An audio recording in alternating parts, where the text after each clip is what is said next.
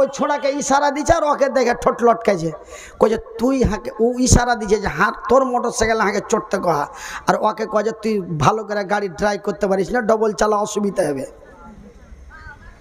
এই ছোঁড়াকে ও ইশারা দিছে ওর মোটর সাইকেলে চড়বে না, তাহলে ওর স্বামীর মোটর সাইকেলে চড়বে না, তার লেগে ওই ছোঁড়াকে আগে থেকে শিখিয়ে দিয়েছে। তখন বলছে হে ভানিকে হার গাড়িতে চাপে দে, তুই তোর তো হাত কাঁপে, তুই ভালো করে চালাতে পারিস না। কিন্তু ভিতর ভিতর সেটিং আগে করে দিয়েছে। আর আর হুচলা বুঝতে পারে যে হবে আমার বাইকে না চড়ে ওর বাইকে চড়তে, এই পড়বো দুজ নাই মরবো, তুই এখানেই চড়। এই ক্ষমতা যদি তোর না থাকে তুই খবরদার বিয়ে করিস না, এটা রাসূলের হাদিস। এই ক্ষমতা যদি তোর না থাকে, পড়বো তো দুজ নাই মরবো, কেন তো ওর বাইকে চড়তে দিব? এই ক্ষমতা যদি তোর না থাকে তবে তুই খবরদার বিয়ে করিস না, এটা নবীর থিওরি। ওই তরুণ নওজোয়ান যুবক বলেন, ইয়া রাসূলুল্লাহ, কিছু পারবো না বলে নবীর কাছে যখন বলা হলো, আমার রাসূল দয়ার নবী বিশ্বের নবী বললেন, যুবক রে, আমি তোর বিয়ে দিতে পারলাম না। শুধু বিয়ে দিতে পারলাম না নয়, আমি তোকে বিয়ে করার পারমিশনও দিতে পারলাম না।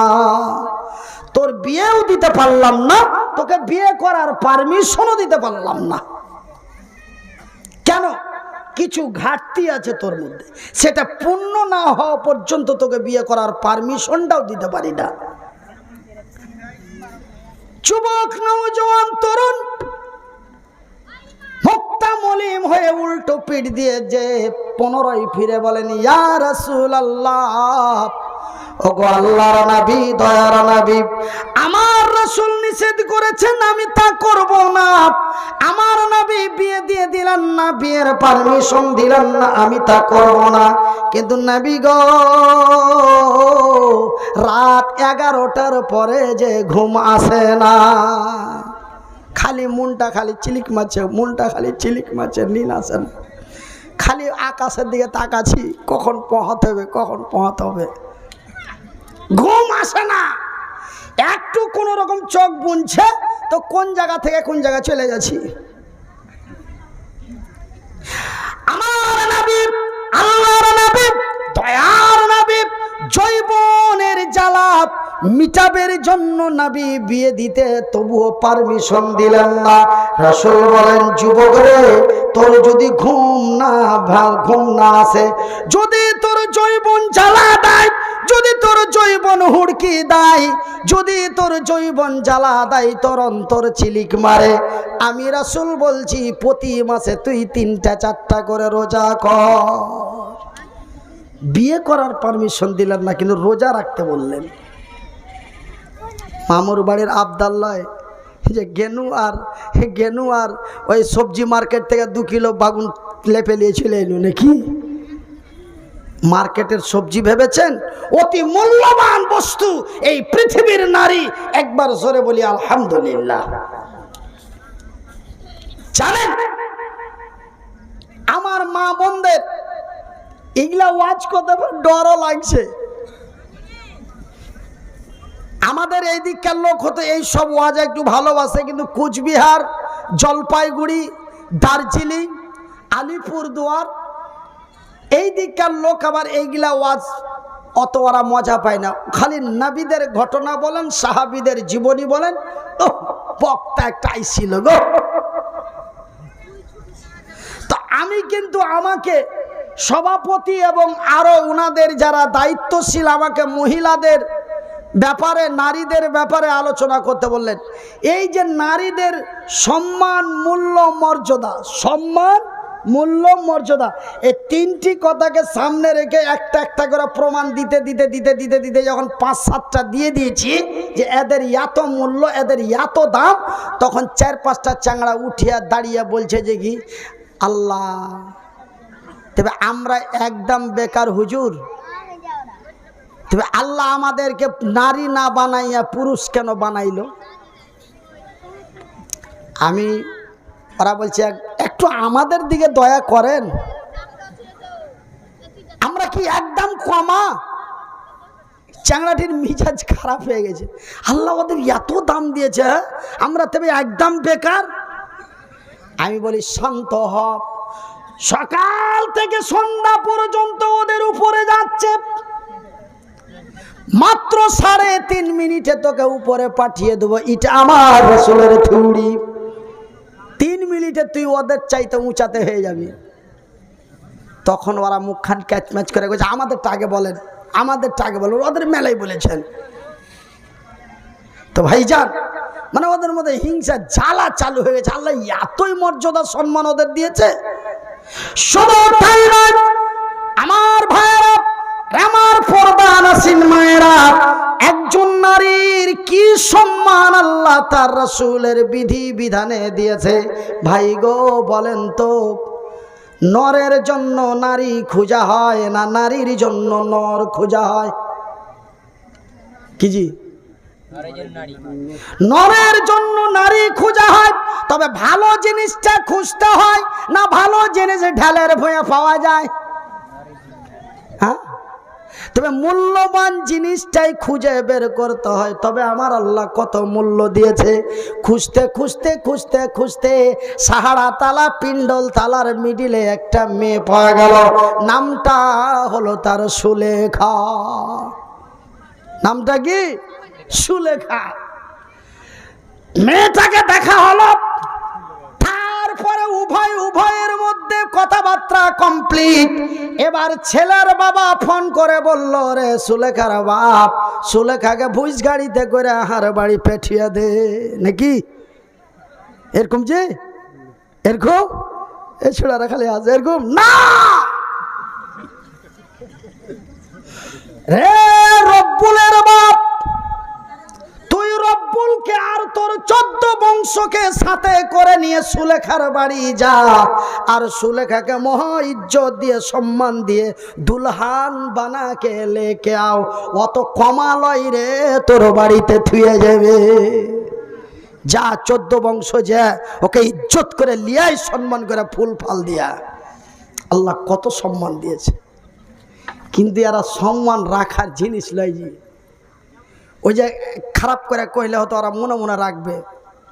ওই কুকুরকে যেমন সোনার বিছান সহে না, ও ছায়ের কোড়া না হলে আর কইয়া ঠান্ডা হয় না, এরা 4টা কাছাকাছি এরকমই। কমই ইজ্জত দিয়েছে জি, কমই সম্মান দিয়েছে জি। আল্লাহু আকবার। আমি তো মাত্র 1.5 পাতা লেখাপড়া করেছি, কিছু জানি না আমি। আমি দেখতো ছোট মৌলবি, আসলে ছোট মৌলবি। তো ছোট মৌলবি হয়ে যদি এত সম্মানের কথা এতগুলো যদি আমার জানা থাকে, তবে যেগুলা মোটা উঁচা চাওড়া মৌলবি ওরা কত জানে। আল্লাহ তাদের কতই সম্মান দেয়। শুধু তাই নয়, এবার রব্বুলেরা 14 বাপ্পাটায় চলে গেল।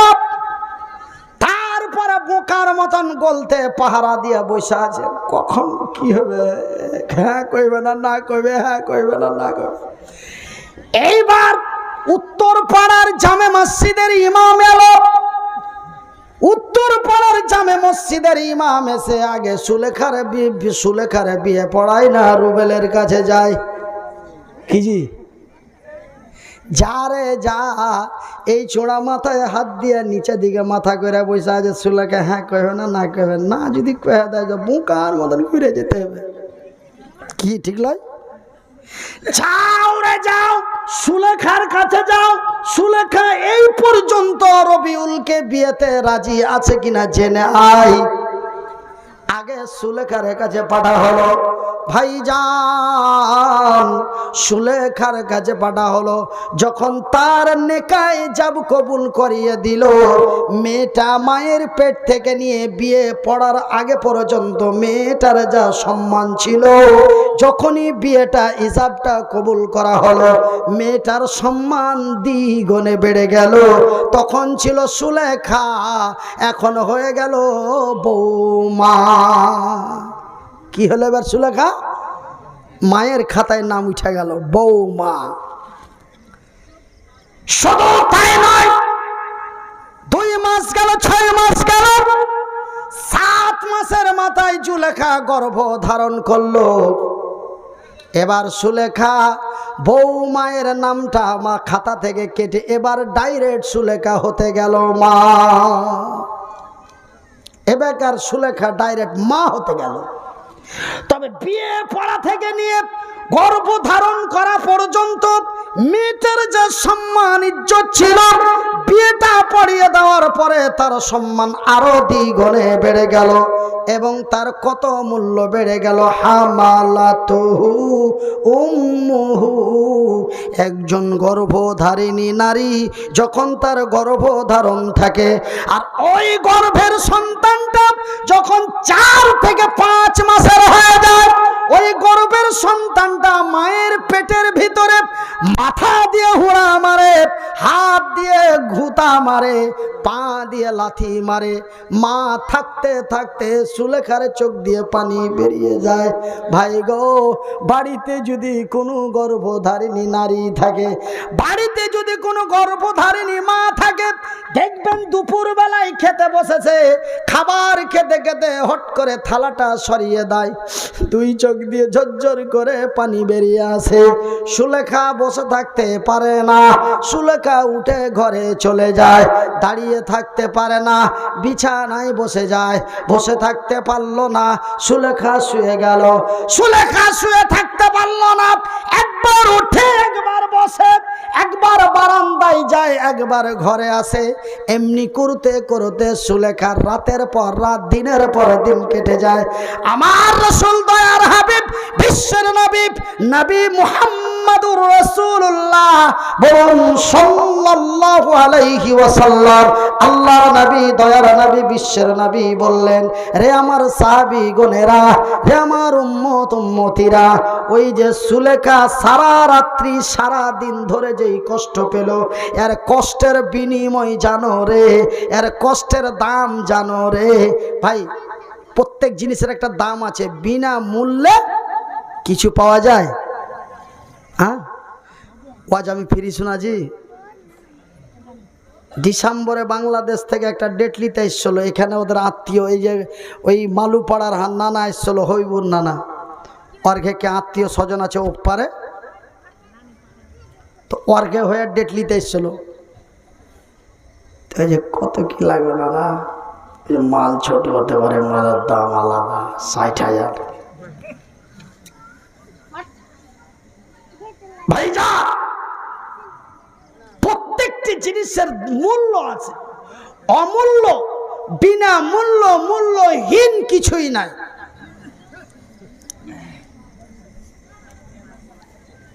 তো ওই যে মেয়েটা কষ্টের পর কষ্ট কাটলো, রাতের পর রাত কষ্ট কাটে, তার বিনিময়টা কি?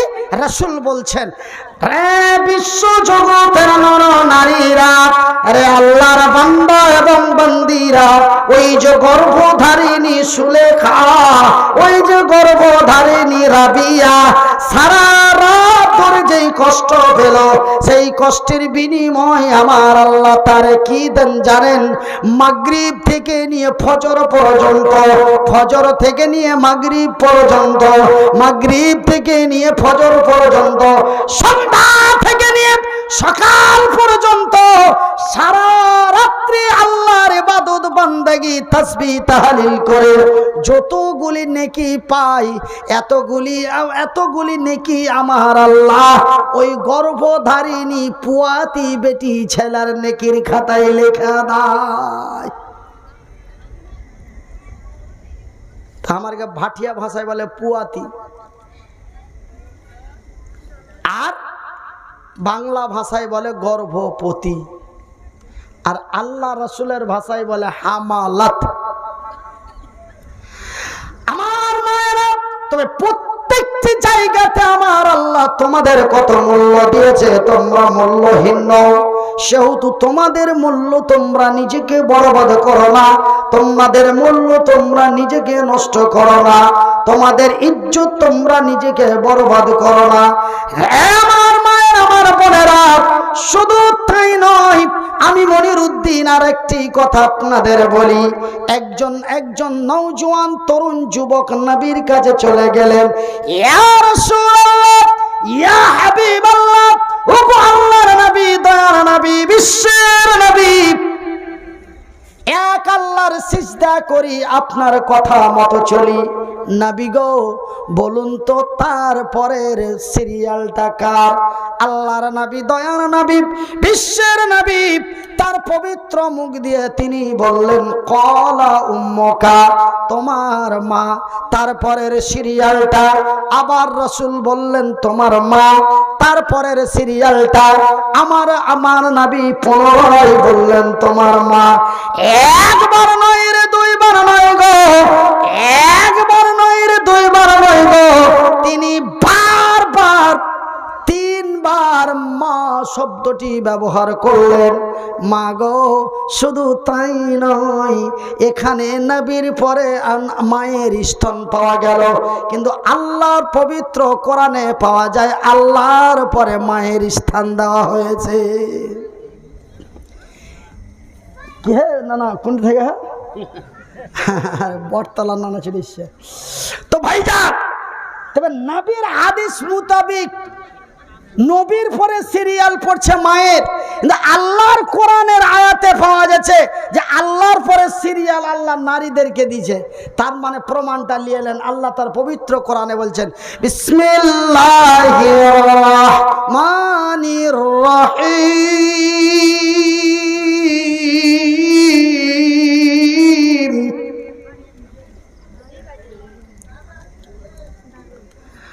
ওয়াকাযা রাব্বুকা আল্লা তা'বুদু ইল্লা ইয়্যাহু ওয়া বিল ওয়ালিদাইনি ইহসানা।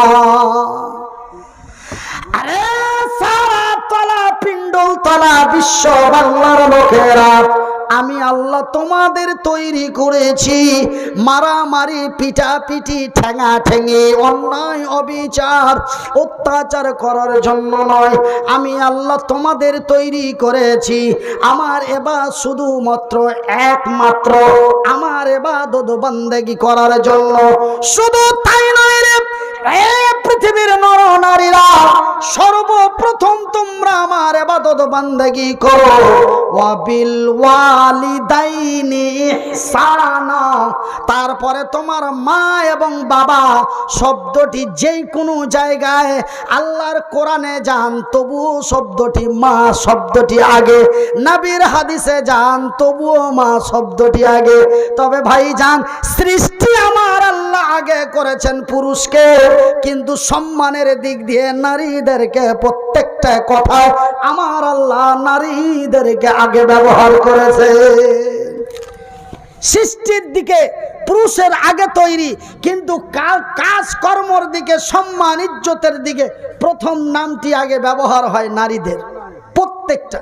কিন্তু ভাইজান, আমরা কিছু কিছু গাড়িতে, কিছু কিছু বাড়িতে লিখি বাবা মায়ের আশীর্বাদ, মানে একদম নবীর হাদিসটাকে উল্টে দিয়া নবীর কথাটার অসম্মান করা। হ্যাঁ, অনেকেই লেখে বাড়ির কপালে লেখে বাবা মায়ের আশীর্বাদ, কিন্তু এখানে হবে মাতা পিতার আশীর্বাদ বা দোয়া। তো নবী বললেন মায়ের কথা আগে, আর এই মুসলমানের বাচ্চারা বাপের কথা আগে নিয়ে এলো। কিন্তু অমুসলিমেরা কিন্তু মায়ের কথা, ওরা কিন্তু মাকে আগে রাখে সবসময়, ওরা কিন্তু নবীর কথাটা মেনে নিয়েছে। ভাইজান, হিন্দু ধর্মের মধ্যে 12 মাসে 13 পূজা, সবচাইতে মূল্যবান, অতি নেকিময়, কল্যাণময় পূজা হিন্দু জাতির মধ্যে, সেই পূজাটির নাম হলো মা দুর্গার পূজা। তারপরে দ্বিতীয় পূজাটি হলো মা কালী মার পূজা। এমনি করতে করতে 13টি পূজার মধ্যে মূল্যবান নেকিময়, স্বর্গে যাও যদি যেতে চাও দুর্গা মায়ের কথা অনুসরণ করে চলো, স্বর্গে যদি যেতে চাও কালী মায়ের অনুসরণ করো।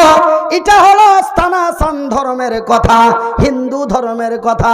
তবে ওরা নবীর কথার মর্যাদা রেখে মাকে আগে রাখলো, আর এই মুসলমানেরা নবীর কথার অসম্মান করে বাবাকে আগে রাখলো। লেখে খাজা বাবা, লেখে পিয়াজি বাবা, ন্যাংড়া বাবা, হোবলা বাবা, ছিংড়া বাবা, চিল্লি বাবা। সব খালি বাবা। গাড়িতে লেখে বাবা মায়ের আশীর্বাদ, বাড়িতে লেখে বাবা মায়ের দোয়া। খবরদার, নবীর কাছে তরুণ গেলেন, নবীর কাছে তো এক যুবক গেলেন সিরিয়াল কার। নবী আগে বললেন তোমার মা, তারপরের সিরিয়াল কার? নবী বলেন তোমার মা, তারপরের সিরিয়াল কার? নবী 15ই বলেন তোমার মা। আর এই মামুর বেটা মামাতো ভাই প্রথম লেখলে বাপ, তারপরে লেখলেন মা। আমার মায়েরা, তবে আমার আল্লাহ তোমাদের কতই সম্মান দিল, তোমাদের কতই মর্যাদা দিল, তোমাদের কতই ইজ্জত দিল। প্রত্যেকটি জায়গায় আমার আল্লাহ তোমাদের শব্দটি ব্যবহার করেছে।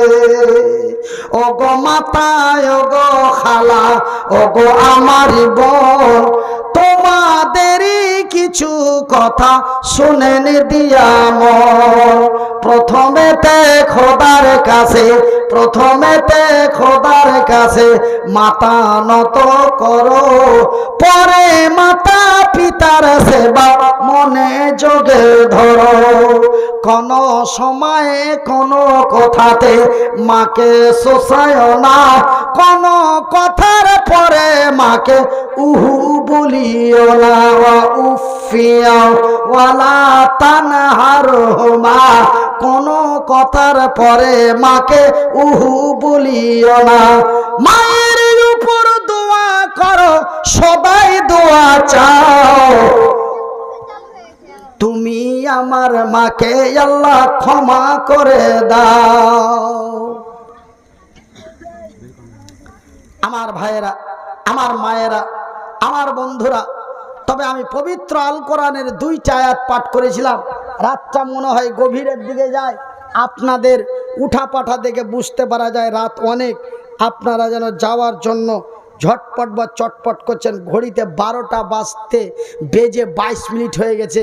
তো ভাইজান, বক্তব্য যেই কোনো বক্তব্যর সিরিয়াল বা আমরা যে খেলাধুলা করি, তবে এক রাউন্ড খেলার পরে দ্বিতীয় রাউন্ডে খেলা হয়। তো খেলাটা হিট কখন হয়? প্রথম রাউন্ডে খেলা হিট হয় না দ্বিতীয় রাউন্ডের খেলাটা হিট হয়? দ্বিতীয়, মানে এটাই ফাইনাল খেলা, আমাকে কোন পথেই চলতে হবে। তো ভাইজান, আমি সেই আয়াতটা, এই পৃথিবীর নারীদের আল্লাহ কত সম্মান দিয়েছে, আল্লাহ কোরআনের সুন্দর ভাষায় বলেছেন। সেই আয়াতটা আমি পাঠ করেছি, সেই আয়াতটা পাঠ করেছি। হয়তো আপনাদের, আমি লোকাল ছেলে, লোকাল এলাকার ছেলে বলে আপনারা অতটা আমাকে ভাইটাল মনে করেন কিনা জানি না, কিন্তু আমি যখন ঢাকা বিমানবন্দরে নামি তখন 13 থেকে 14টা পুলিশ সিকিউরিটি দিয়ে আমাকে নিয়ে যাওয়া হয়। যখন শিলচরের মাটিতে নামি তখন এয়ারপোর্ট থেকে এইভাবে নিয়ে যাওয়া হয়। যখন আগরতলা বিমানবন্দরে নামি এইভাবে নিয়ে যাওয়া হয়। আর ওই এলাকার তখন সবচাইতে বড় হুজুর আমি, যার আগে পিছে পুলিশ সিকিউরিটি করে নিয়ে যায়। তো ভাইজান বন্ধুরা আমার সোনার চানেরা, তো আমি যখন কোনো একটা কথা বলি আমি অনেক প্রশ্নের সম্মুখীন হয়ে যায়, আমাকে অনেক কথার উত্তর দিতে হয়। তো আমি যে আয়াতটা পরে পাঠ করেছিলাম, আর রিজালু কাওয়ামুনা আলান নিসা, এই আয়াতটার যখনই তাফসির বা তার ব্যাখ্যা করতে যায় তখন নারীদের মধ্য থেকে 2-4টা প্রশ্ন এসে যায়। তো আমি সেই আলোচনাটা ভাই করব না রাত 12:30 পার হয়ে গেছে ছেড়ে দিব? বলেন, 2টা পর্যন্ত চলবে। কয়টা? বাবার, ওরে সুবহানাল্লাহ, নারে দেবে। আর কেউ বলবেন? জি, আর কেউ বলবেন? আর বলবে না? দেখি খালু তোমারই আই দেখবো, তুমি 3টা পর্যন্ত থাকছো নাকি, তোমার জরিপানা হবে। আপনারা ভাববেন না যে হয়তো 3টা পর্যন্ত গাড়ি চালাতে পারবো না, গাড়ি চালিয়ে নিব, কিন্তু ঘন্টায় 7,000 করে বুঝে নেব। হ্যাঁ, তো আমার ভাইয়েরা, আমার আব্বা জানেরা, আমার সোনার চানেরা, আমার শিক্ষিত বুদ্ধিজীবীগণ, আমার শিক্ষিতা মায়েরা, তবে আমি সেই আয়াতের আলোচনার দিকে যাব। আর একটা কথা, যে আল্লাহ এই পৃথিবীর নারীদের যে এতই সম্মান, ইজ্জত, মূল্য, মর্যাদা দিলেন, তবে কি আমরা পুরুষ হয়ে ঢালের ভুঁইয়ের, মানে যে কি ওই কি কয়ে জি, ওই ঢালের ভুঁইয়ে কি পাওয়া যায় জি? আলু। তা আমরা কি ঢালের ভুঁইয়ের আলু নাকি? আমরা পুরুষ হয়ে আমাদের কোনোই মর্যাদা নাই? আল্লাহ পুরুষদেরকে, একজন নারীর কাছে একজন পুরুষকে আল্লাহ কি মর্যাদা তার সম্মান দিয়েছে। আমি তিরমিজি শরীফ থেকে আপনাদের বলবো, এই দুইটা কথা আপনার বলতে যায় যদি রাত 4টা বেজে যায় তবু আপত্তি নাই, কিন্তু ভাইজান মিডিলে 15টা মিনিট একটু আপনারাকে বিচলিত করে আপনাদের সাথে একটু বেয়াদবি করব। বেয়াদবিটা কি? রাসূল বলছেন, মান বানা লিল্লাহি মসজিদান বানাল্লাহু লাহু বাইতান ফিল জান্নাহ। তুমি এতগুলো কাজ, এতগুলো ওয়াজ, এতগুলি দান, এতগুলি ধ্যান, যাকাত, ওসুর, ফিতরা কিসের জন্য? জান্নাতের লেগে। তো আমরা জান্নাত পাওয়ার লোভেই তো আপনি মসজিদে দান করছেন, জান্নাত পাওয়ার লোভেই তো একটা গরিবকে 10 টাকা দিচ্ছেন। তবে আমরা যত কাজ আল্লাহ তার রাসূলের বিধি বিধানের কাজ করছি তার আশাটা কি? জান্নাত। তার আশাটা হলো জান্নাত। এবার আল্লাহ নিজে, আল্লাহর রাসূল বলছেন, মান বানা লিল্লাহি মসজিদান বানাল্লাহু লাহু বাইতান ফিল জান্নাহ। যারা আল্লাহর ঘর বানায় আল্লাহ তাদের ঘর বানায়। আল্লাহর ঘর বানা হয় সাহারা তালায়, আল্লাহ বান্দার ঘর বানায় তার জান্নাতে। জোরে বলি আলহামদুলিল্লাহ। ভাইজি শুনালেন তো একটা কথা, মানে মনে কিছু লিয়েন না, মানে আমাদের লোকাল এলাকার মধ্যে এগুলো হয়। তো আমার বয়সটা তখন 8 বছর না 9 বছর ছিল, কয় বছর খেয়াল হয় না, তো ছোট চাংড়া তখন এগুলো বুঝতুম না। তো ভাইজি, তো একটা চাংড়া ওর গাঁয়ের মুন্সিটাকে খালি রোজ ঝোড়া মাছে, হার বাপকে বিয়ে দিতে কও, হার বাপকে বিয়ে দিতে কও। তো আমি তো তখন ছোট চাংড়া, 7, 8, 9 বছর বয়স, ওইগুলো আমি কি বুঝি। তো ওরা দাদো পোতাতে ওই মুন্সিটাতে কহি করছে, বাপুকে বিয়ে দিতে কহ, বাপুকে বিয়ে দিতে কহ। এ ডেলি কয়ে আমি শুনতে পাই। হঠাৎ করে মানে যে কি ওর বাপের সাথে একদিন মুন্সির দেখা, কইছে, হাজি তোমারকে ওই ছোড়া ওই যে সেন্টটা খালি ডিস্টার্ব করছে, খালি ডিস্টার্ব করছে। কইছে ওই সেন্টটাকে কইবে যে ও বহুলিয়ে এসে কি আজ্ঞাতে থাকবে নাকি। ও দক্ষিণ ভিটার ঘরখানটা ওকে 2 বছর থেকে দিয়েছি, ওই চান্দার খানটা উত্তর চান্দার খানটা ভেঙে পড়ছে। আমি গেছি, হবে ঘরখান কোনা খানটা কাউকে ডেকে ঠিক করলে তোর বিয়ে দিব মনে করছি, যে কি এই ধান কেটে বিয়ে দিব। তো ও ঘরখানটা ও ঠিক করে না, ও বহুলিয়া এসে কি আজ্ঞাতে থাকবে। ঘর লাগবে তো কি জি। তো ঘর ঠিক না করা পর্যন্ত সেন্টার বিয়ে, সেন্টার বাপ সেন্টার বিয়ে দিয়ে দিলে না। তবে ঘরের কি দরকার। তো বহুলিয়া খালি বারান্দা হেঁটে বেড়াও যাবে না, আর বহুলিয়া খালি রাস্তা চড়ে বেড়াও যাবে না। বহুকে নিয়ে আইস আরাম করলে এখন ঘর লাগবে নাকি জি মায়দা ভাইরা, নাকি জি মায়দা ভাইরা।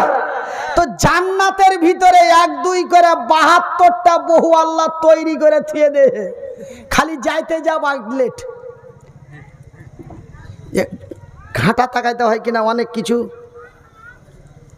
যখন কুটুম বাড়ি যায় তো কোনো জায়গায় বসতে খাবার দাবার আসতে লাগে, আর কোনো জায়গায় যে হবে আরে কিছু দিবার রাখি।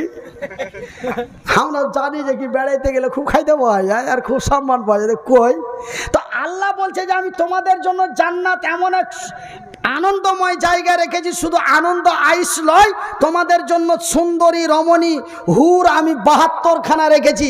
তো জান্নাতে যে আপনাকে ঘাঁটা তাই দেন না, আরে আল্লাহ তো কয়েছিল, মুলবিরা তো খুব চিল্লা ছিল যে সুন্দরী 72খানা দিতে, কই ওরা হে না, ওই খুঁজতে হবে না, অপেক্ষা করতে না, ওরা খালি একদম টনটনে খালি আসলে আসলে আপনাকে বুকে জড়িয়ে নেবে। তো ওই জান্নাতের 72টা হুর লিয়ে কি জান্নাতে দৌড়িয়ে বেড়াবে না? ঘর লাগবে, একটু আইস আরাম করার লেগে ঘর লাগবে। তো ওই লেগে আল্লাহর রাসূল বলছেন, বুখারীর হাদিস, মান বানা লিল্লাহি মসজিদান বানাল্লাহু লাহু বাইতান ফিল জান্নাহ। যারা আল্লাহর ঘর বানায় আল্লাহ তাদের ঘর বানায়। তবে আল্লাহর ঘর বানা হয় সাহারা তালায়, আল্লাহ বান্দার ঘর বানায় তার জান্নাতে। তো জান্নাতের ঘরের লেগে বেশি লয়গে খালা 500 টাকা করে টাকা তোর কাছে 5 জনের কাছে নিব, মন খারাপ করিস না। প্রত্যেক মাসে কিন্তু মমতা 500 করে দিয়েছে, 1 মাসের টাকায় দিয়ে দে। কি গরিব কি ধনী, কি অফিসারের স্ত্রী আর কি আলেমের স্ত্রী আর কি জালেমের স্ত্রী, মুছ